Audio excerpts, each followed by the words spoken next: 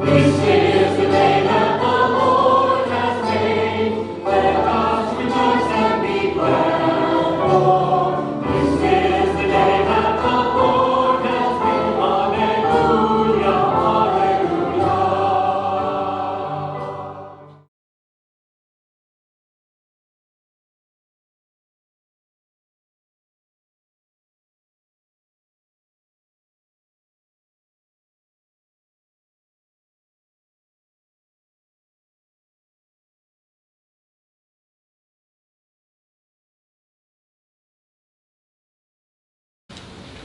A reading from the book of the prophet Daniel. Daniel said to Nebuchadnezzar, "In your vision, O king, you saw a statue, very large and exceedingly bright, terrifying in appearance as it stood before you. The head of the statue was pure gold, its chest and arms were silver, its belly and thighs bronze, the legs iron, its feet partly iron and partly tile. While you looked at the statue, a stone which was hewn from a mountain without a hand being put to it, struck its iron, tile, and feet, breaking them to pieces. The iron, tile, bronze, silver, and gold all crumbled at once, fine as the chaff on the threshing floor in summer, and the wind blew them away without leaving a trace. But the stone that struck the statue became a great mountain and filled the whole earth. This was the dream. The interpretation we shall also give in the king's presence.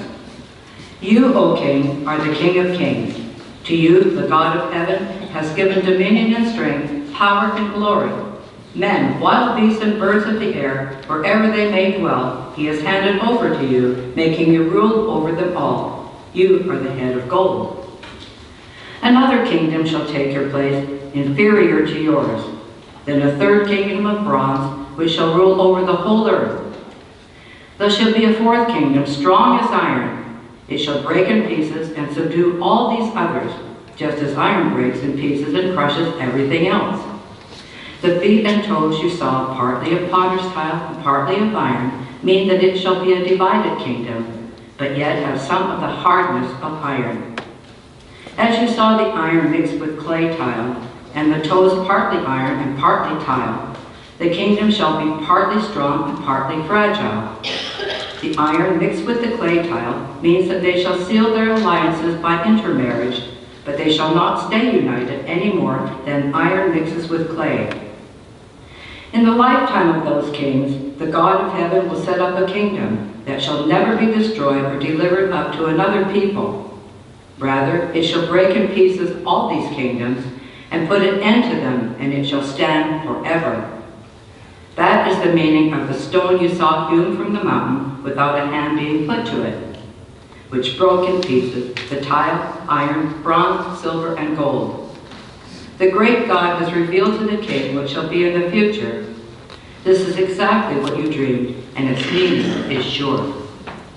The word of the Lord. Thanks be to God. Give glory and eternal praise to him.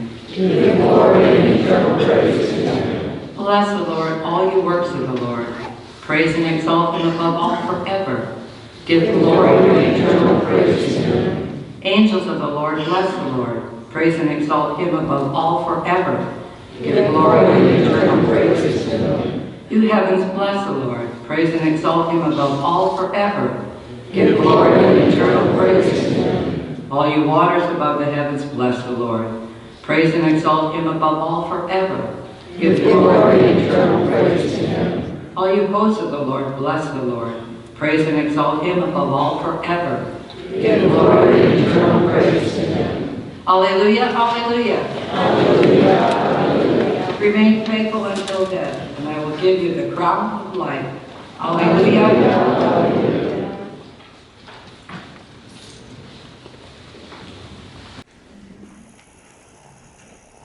The Lord be with you. A reading from the Holy Gospel according to Luke.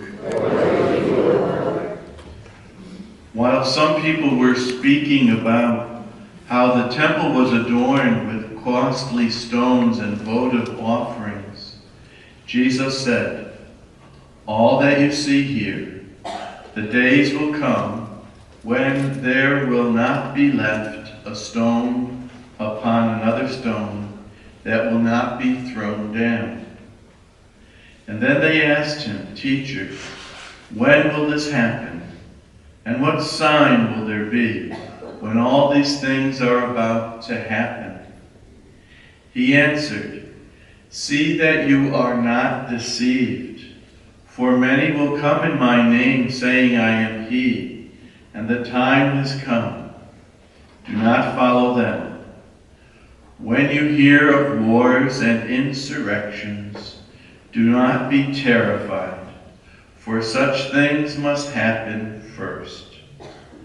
But it will not immediately be the end. And then he said to them, Nation will rise against nation, kingdom against kingdom. There will be powerful earthquakes, famines, and plagues from place to place, and awesome sights and mighty signs will come from the sky. The Gospel of the Lord. Praise to you, Lord Jesus Christ.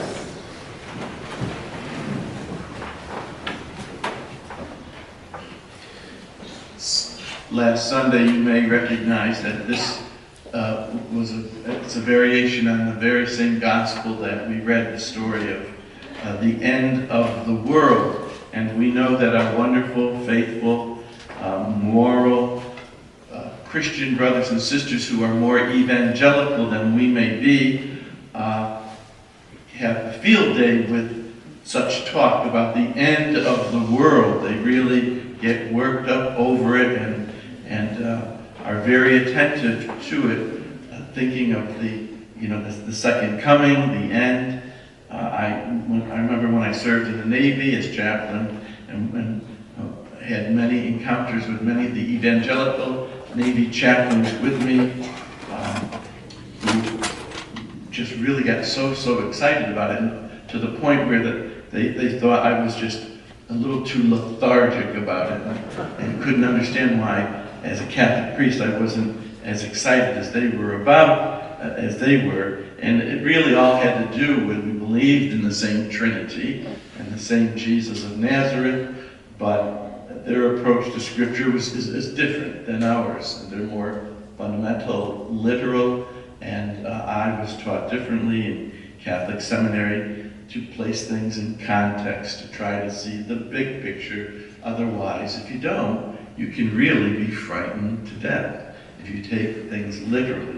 It reminded me of, if you remember years ago, when there was that awful tsunami in Indonesia, and thousands and thousands and thousands of people were killed. This is different from the Japanese one that also was terrible. And someone from my home parish where I was the head of Save the Children. I don't know if it's way out west here, if it's something that you might be aware of, but back east anyhow, it's the center of it, or I should say the head office is in Westport in Connecticut where I was. And he was a retired general. He has died since, Don Palladino, very good holy man, and he was not only the head of my finance council, but he was the head of Save the Children. And having served as a general in the U.S. Army, now retired, he had that experience, and then he went and headed a delegation that went out to assess the damage. And he said when he saw it, I remember him saying to me, he in all his experience of being involved with the Vietnam War and all the destruction and death that he encountered there and saw and witnessed, he said it didn't come close. So he was devastated with seeing, as far as the eye could see, tents after tents after tents after tents of people who lost everything. And these were the lucky ones that could live in tents because they didn't lose their lives. And so it was devastating. And many, understandably, many human beings in the world at the time having to deal with this tragedy, they're trying to make sense of it. And you heard many of them, they're being punished because they're not Christian, that most of them were. And so everybody had their spin on it. And so usually when I was even encountered with our ecumenical clergy association, and it was interesting to hear the different clergy from the different faith groups have their spin on it, their ideas of it, and sharing, etc. And so I thought, I need some clarification. So anytime, at least back east, when I needed clarification, I always went to the Sisters of Notre Dame Mother House in Wilton and sought out the advice of a sister who was nearing 90. And she was had all her senses and was very sharp and bright. And so I said to her, well, sister, you know, you've lived a long time. What is this about? Are we being punished? As many say. And she just looked at me with her wisdom. Everything she's been through, she said, oh, Father, this has nothing to do with theology, but everything to do with geology. And wisdom from a Catholic woman of faith who trusts in the Lord and realizes that the God that Jesus taught and revealed would never, never destroy people like that. And then she went on to say, she said, trust me, many hearts are aching over there.